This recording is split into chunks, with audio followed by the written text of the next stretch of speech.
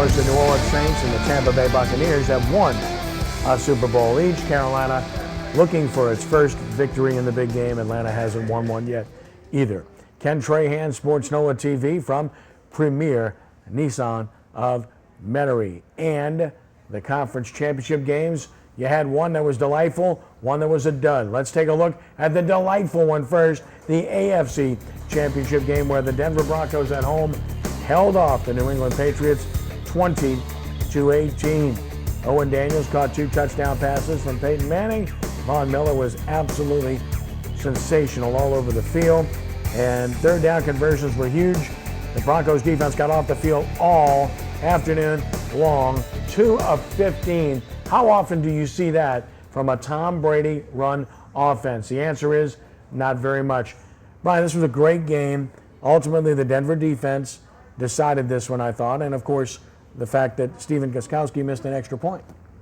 Yeah, and they were chasing that point at the very end, and you're absolutely right, Kenny. I mean, the fact that Wade Phillips devised such a great game plan, defensive game plan, that it's seldom that you see Tom Brady look so confused, that deer in the headlight look, but they rocked him. I think you guys mentioned it 23 times, a record.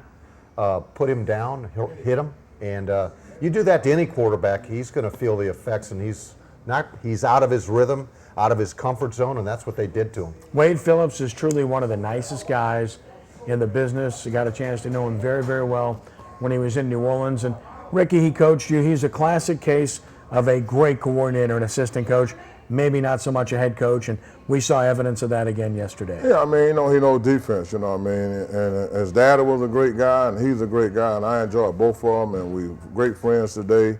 And last time I seen him was at his father's funeral, and me and Wade always been like brothers. Well, he's a great coach, and obviously they had a great plan, but in order to execute a plan, you've got to have great players, and Ricky, they've got some fast, talented players on the Denver defensive side. Yeah, I'll tell you what, Ken, and the linebackers, and Ware goes over there, and he make a big difference, and Miller make a big difference. Those guys come off the end. They do like me and Pat used to do. They come off the corner real well, and they make a lot of havoc for the quarterback. And especially like yesterday, you know what I mean? They got the crowd noise. The tackles couldn't hear the snap count. They got a chance to jump and beat the tackles, and that's was the whole key to the ball game yesterday. But really, I think that, Brian said about Tom Brady. Tom Brady hung in there. I mean, all the way to the end. He threw the touchdown at the end. They put him down by 2 points, tried to get the 2-point conversion. He never did give up. Even though he took a beating, he fought all the way to the end like a great quarterback. I agree totally. The idea that defensive line and their outside pass rush exploited one of New England's top weaknesses this year, and that's their offensive line. They've had so many different faces in the offensive front, and again, you're right, Kenny. They had Miller and Ware on both ends. They had good inside interior push, and they made it difficult for Tom to either get out or step into the pocket. But I'll tell you another thing, too. Coaching down the stretch. New England made a couple of bad coaching decisions. I agree. I mean, right there, you kick the field goal and you're down by 5 points. I mean, you was down by 8. You kick the field goal, you're down by 5. You go down when you score the touchdown. Now it's a whole different ballgame. Now you're up by 1. So New England, I mean, right there, they supposed to got points. You supposed to tuck it down to where if we score a touchdown, we automatically win. You should have never tried to go for the 4th down. You didn't need it right there. You needed the points. And then there was the performance of Peyton Manning, who was, I thought, very solid again. No turnovers in the game. The fumble, obviously, which was an overrule, certainly didn't help, but no interceptions. I thought he made good decisions. And by the way, New England had great pressure on him throughout. They didn't handle the blitzes well at all. But this is what he needs to do at this stage of his career. Manage the game, make a couple of plays, don't make any mistakes. That's exactly what he did, Rick. Yeah, and I tell you what, the backup quarterback couldn't have did that, the one that you like so much. He couldn't have did that also, but he couldn't have did that. But I told Brian all the while, you need a veteran quarterback at this stage. I mean, unless you got a Cam Newton, you're just a great athlete. quarterback playing, running back playing quarterback. You know what I mean? But Peyton Manning is one of the greatest I've seen. And I tell you what, Cam Newton called him last night the sheriff. So that lets you know that he think a lot of Peyton Manning. Well, I thought of that very thing. Is that I think I'm going to call this game the old man and the D, because you've got nearly a 40-year-old man in Peyton Manning. It might be his last hurrah, and he, the way I described it is, he didn't necessarily win the game, but he didn't lose the game, and that's where his nearly 20 years of NFL experience really came in handy. Because Kenny, you alluded to it, is that he made good decisions, and it's easy to make bad decisions when you're under a lot of pressure. And Brock Osweiler might have done that. Okay, Well, let me tell you something. Yeah. The great choke artist, right? He has a winning record in conference championship games. He's 13-13 in playoff games. That doesn't sound like a choke artist to me. No. It's been overrated. And if he somehow wins the Super Bowl, his legacy will shoot up dramatically, Absolutely. even though, to me, it's already protected. One other note, then we'll talk NFC. How about Rob Gronkowski? Guy was double and triple teamed at times the whole game. He still found a way to make an enormous number of plays. Ricky, this guy's great. Yeah, and then not only can they helped him, and the referee didn't call it Right. a numerous of time. I mean, the referee just looked for him to just be Superman. So, and I'll tell you what, Ken, one play yesterday that stood out in the game more to me than any player in the game, when Peyton Manning ran the ball and got the first down. I mean, Right. and the commentator said the only player in the league that's slower than Peyton Manning is Tom Brady. That's right. And he ran for a first down as well. What a deal. Right. While that game was tremendous, the other game was an absolute dud as the Carolina Panthers advanced to the Super Bowl with a convincing 49-15 victory over the Arizona Cardinals. And you can stop with the top number, 7 turnovers. That's embarrassing, especially when the weather was fine. Just embarrassing. Cam Newton was tremendous, and Luke Kuechly was tremendous. Luke Kuechly, the first player ever to have a pick 6 in consecutive playoff games. Guy's remarkable, recovered a fumble as well. Wherever the ball is, that's where he is. And wherever a tackle needs to be made, he makes it. The guy's the best defensive player in the NFL, and Cam Newton's the best offensive player in the NFL this year, Brian. I agree, and you know what? You're going to have 2 excellent defenses playing in Super Bowl 50. I mean, they made life miserable for Carson Palmer, and David Johnson, I thought, did a good job running the ball.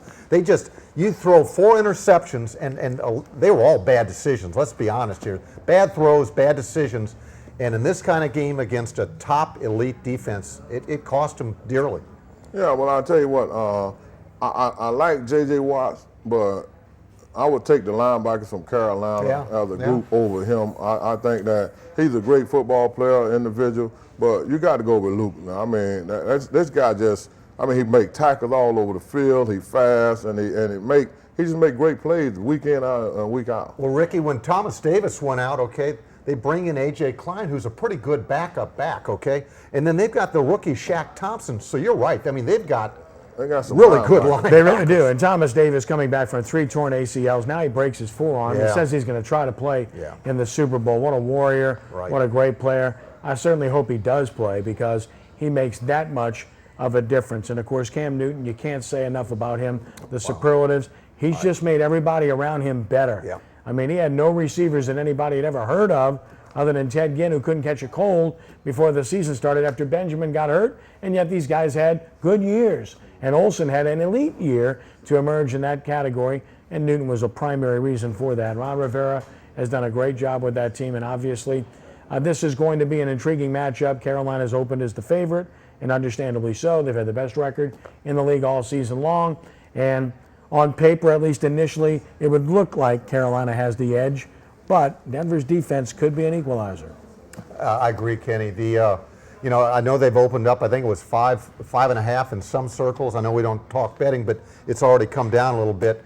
So we'll see what happens. But you're right. These are the 2 best teams right now.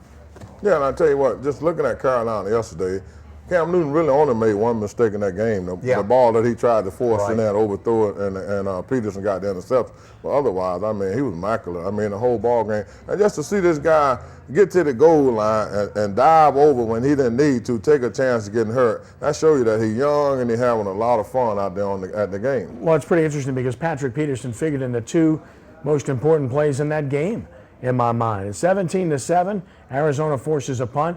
Peterson on the dead run tries to field it, fumbles it. Carolina recovers, scores, game over. At least so you thought. But then Arizona gets a turnover as Peterson comes up with a big interception. Looks like he's going to take it the distance with his speed.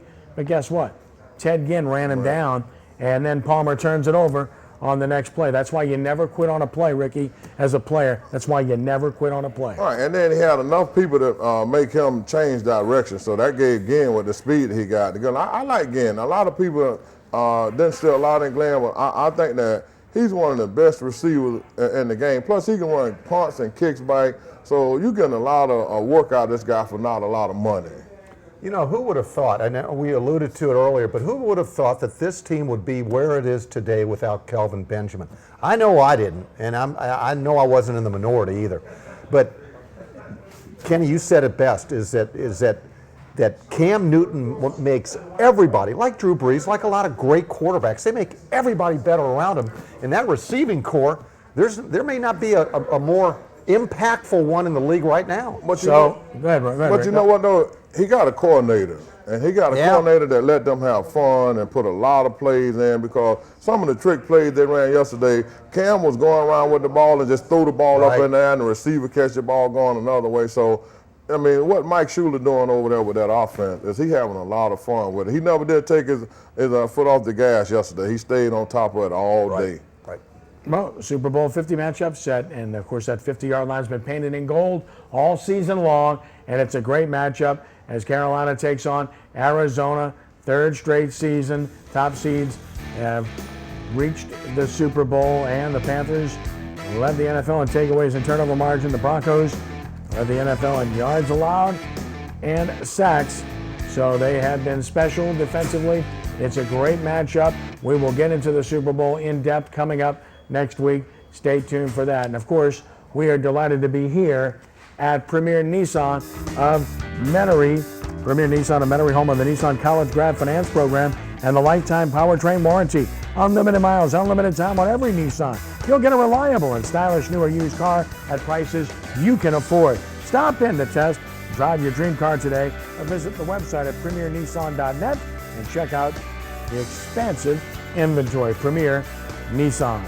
Back to talk New Orleans Saints football in a moment on SportsNOLA TV.